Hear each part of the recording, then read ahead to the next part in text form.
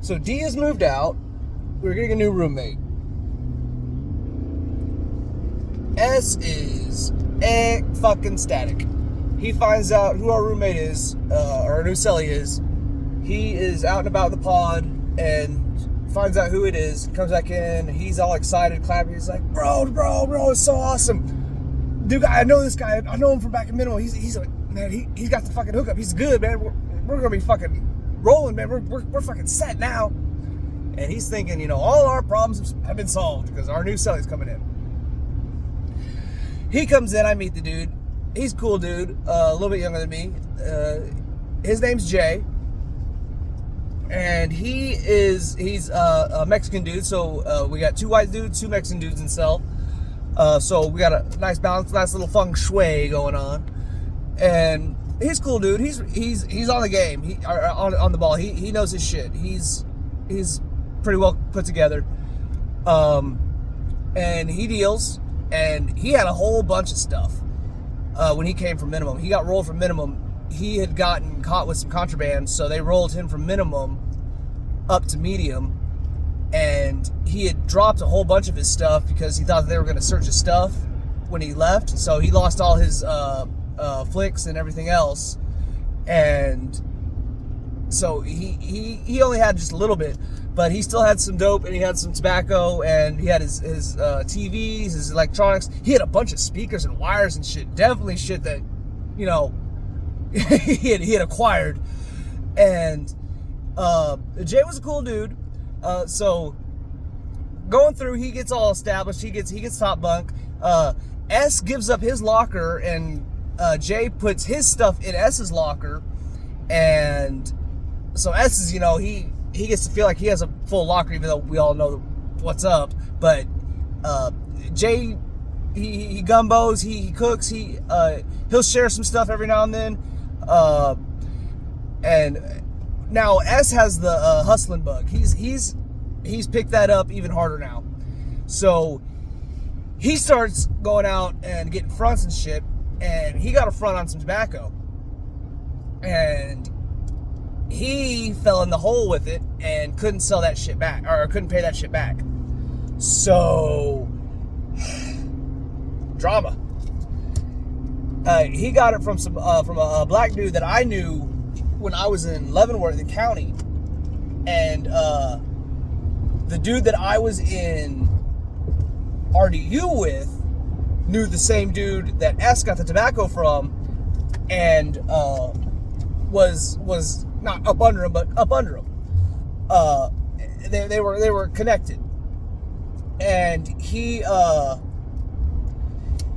was like, "Hey man," he came up to me one day. He's like, "Hey bro, your cellie needs to pay." And I was like, "What are you talking about?" He's like, "Man, you remember such and such?" I was like, "Yeah." He's like, "Yeah, bro, he owes him." I was like, "Dude, that's between y'all." He's like, "Do you know where he's at?" I was like, "Man, he's my cellie. I don't know.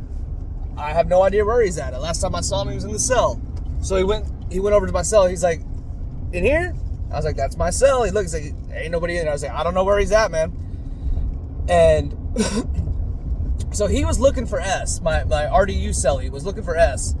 And he found him, and S was trying to avoid him. He knew he'd fucked up. He knew he wasn't on his shit. And came to it, days go by. S is kind of freaking out. It's like, "Man, I'm gonna have to fight these motherfuckers, man. Goddamn Crips are after me for this fucking money." And I was like, "Why did you even do it? Like, you don't have any way to." He's like, "Nah, man, I was supposed to pay him back, and I put it out enough, and I was gonna get this from this." And he had it all figured out. He's got everything figured out, and it didn't work out for him. So I'm sitting in my bed one day, and me and A2 are sitting there watching TV, and some dudes come in, like, "Hey, we need your cell." We're like, "What?" Like, "We gotta handle some business right now. We need to use your cell." We're like, "All right." Knew exactly what it was. S was standing out there, and a dude from RDU was standing out there, and they went into the cell, and S got beat up a little bit. RDU came back out, and he's like, he looked at me, and I was just like, we're cool. He's like, no, man, you're fucking fine, bro. We're good. I was like, I just want to make, I'm new to this and everything. He's like, nah, bro, you're good. We're good. And he was coming off adrenaline, so I'm paraphrasing a little bit. He was more like, just fucking, we're good. Leave me alone.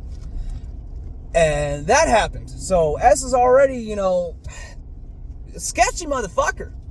And that's not what S stands for. But he's not that good of a dude, man. He don't keep his word. He can't do business. He's not as on the ball as he thinks he is. So some more days go by, and he starts getting fronts from Jay. And Jay is like, all right, man, we've got this figured out. You've been paying, you've been doing my laundry. I appreciate that, but you're paying, so you get on that shit. And then he's like, bro, you still owe me for like a couple bits. I think it was, what was it? He said, it was, how much was it? It was a chappie. He got a whole chappie from Jay, and Jay was like, dude, you still owe me that chappie. And S was just kind of like, man, I'll pay it back. Well, he had figured out a way to get some money from these other guys by fixing some equipment or doing something, because he had seen S fix speakers and stereos and stuff like that. So he thought he could do it too. So he was going to run that hustle, and he got these dudes stereo, and he was working on it. And mind you, I'm trying to sleep, Jay's trying to sleep, and this is like 3 a.m. in the morning, and S is working on this stereo, and he's working, making a whole bunch of noise, and we're like, dude, could you be quiet? And he's like, shut the fuck up, man, I'm trying to do my shit. And we're like, bro, shut the fuck up, be quiet, let us sleep. And he starts quieting down. He's like, fine, fuck it.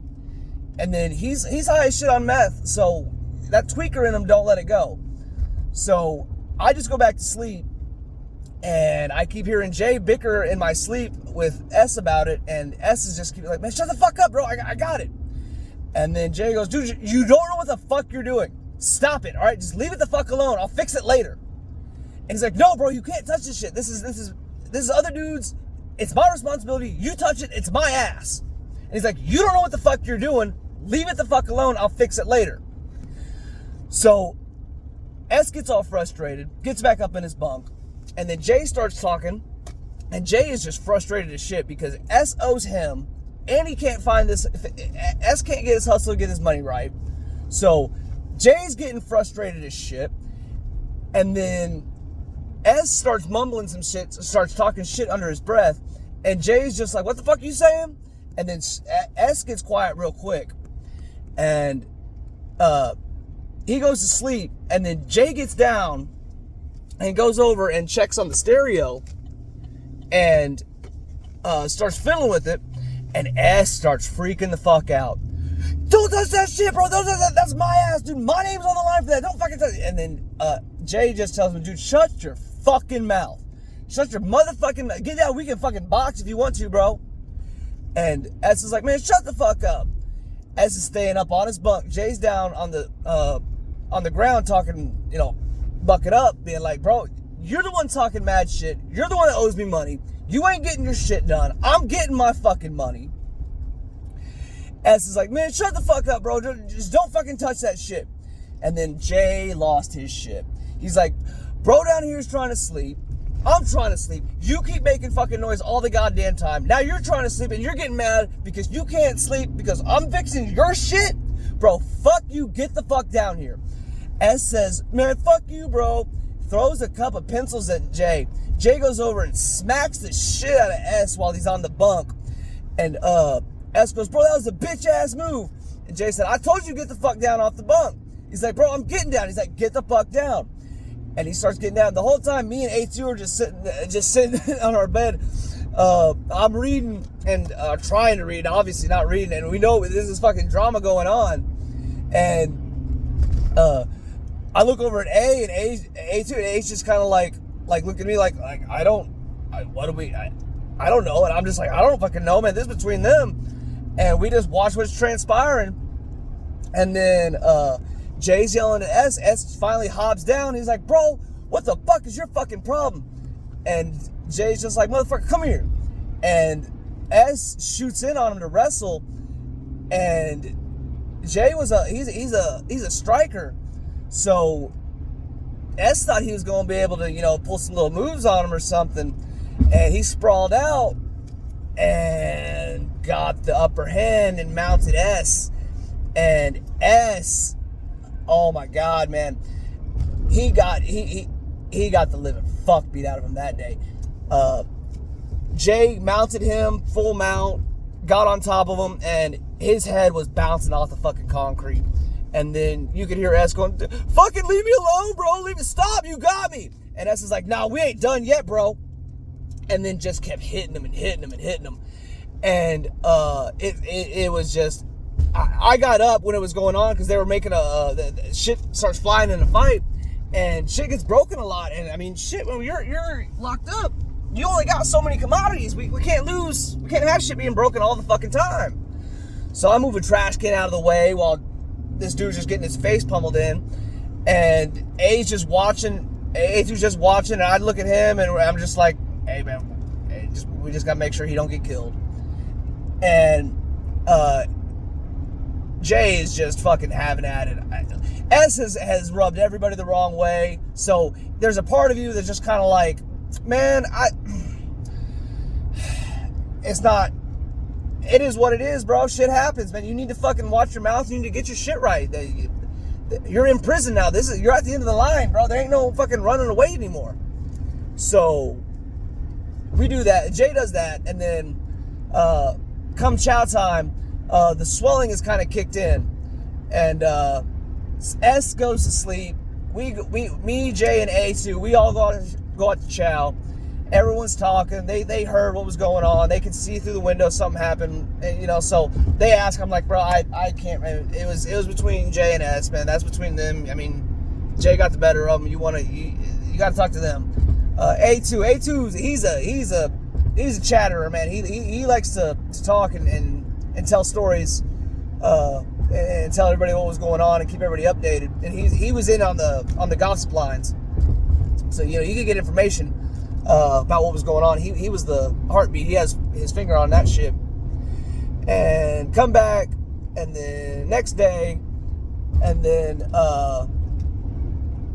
or not the next day. I'm sorry. We come back, and then later that night, S starts freaking out, and he's yelling in his sleep, and then he goes, "This is the worst fucking day of my life, man."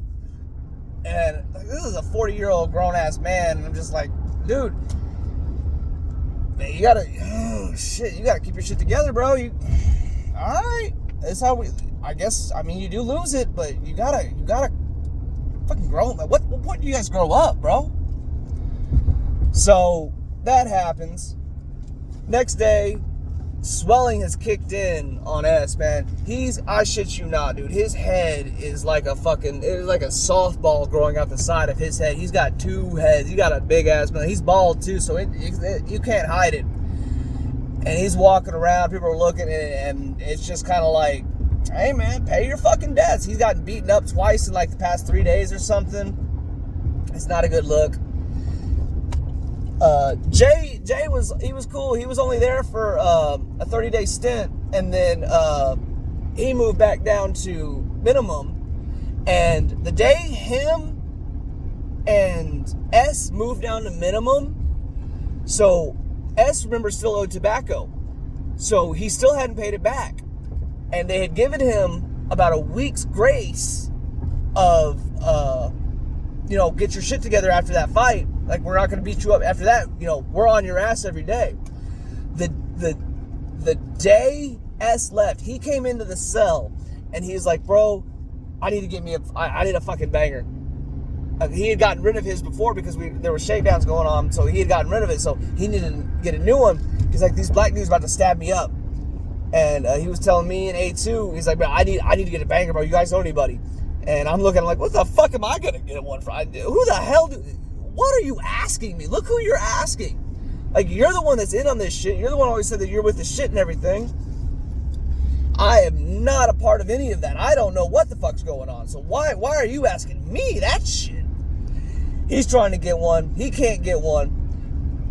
Man, Guardian Angel was looking out for us that day. you hear Unit Team yell, S, J, pack your shit, you're going to minimum. Dude, he could not pack fucking faster if he was going home. He had all his shit packed up in like 5 minutes and was at the door waiting to go. This was right after breakfast. This was during morning time day room. And that motherfucker boogied the fuck out. He was so happy. Come lunchtime, I see dude from county that I know. And he said, hey, where's S at? I said, man, he just got moved down to minimum. He's like, you fucking serious? All right, cool. So, this is going to be a long one because there's more to this with S. This motherfucker, he was doing a bit of time. And he had talked about escaping, you know, he talked about wanting to do it. And I mean, mind you, escaping prisons, that's a fucking chore. That's a task. Also, it's another fucking charge. But he was talking about it. And not a week after, 2 weeks after he moved from medium down to minimum, all of a sudden, emergency count, everybody on lockdown. All right, what the fuck's going on? They do the count. They come back up. All right. They don't know what the fuck's going on. They don't know what the fuck's going on. They don't know what the fuck's going on. Finally, they get everything squared away. They figured out what's going on. Prisoners, they never tell you shit. You're always in the dark. You got to get it from the grapevine. And we're walking to lunch, and I hear Unit Team go, wasn't he in this pod? And then I hear it from A2, bro, he did it. S fucking escaped. He's fucking running, dude. I was like, are you fucking kidding me? Minimum did not have a fence, so you could just walk off the compound. So I know you're thinking, you know, Shawshank some shit, you know, crawling through the pipes, getting a file and a cake. No, there's just no fence around the compound, so you could walk off. When you find your gap, when the guards aren't looking, or in between counts, or when you're traveling from chow to met, or chow to your bunk, or chow to your pod, or your cell, or whatever, but whatever. And so he was on the run. That motherfucker was on the run. He was on the run for 3 days. And mind you, I live in the city where the prison is. So I'm calling my people back out, and they're telling me, yeah, you're not gonna fucking believe this. They saw him on the Ring camera. So-and-so saw him on the Ring camera up at this street. And I was like, are you serious? Like, yeah, but he had something on his head. I was like, don't you fucking tell me. Did it look like he had dreadlocks? And they're like, yeah, that's what they said. He took a fucking mop head, put it on his head, and used it as a disguise. This motherfucker was wandering around town for like 2 days, and then finally got caught down about 45 miles from where the prison was, by a river down in Kansas City, down by a casino down by there. And oh my God, man, fucking stupidest motherfucker ever. He knew the game. He knew everything. I have no idea. I'm still waiting to hear back. His sentencing's supposed to be sometime this month. I'll give y'all an update on that. But that shit was wild. That dude was in my cell and then transferred to minimum. And then 2 weeks later, motherfucker's on the run. I'm just like, this dude, I don't even know what to say about this. This is fucking wild. So, obviously, since them two left, we got new cellies. So, I'm going to end this here, and I'll tell you about these new cellies in the next one.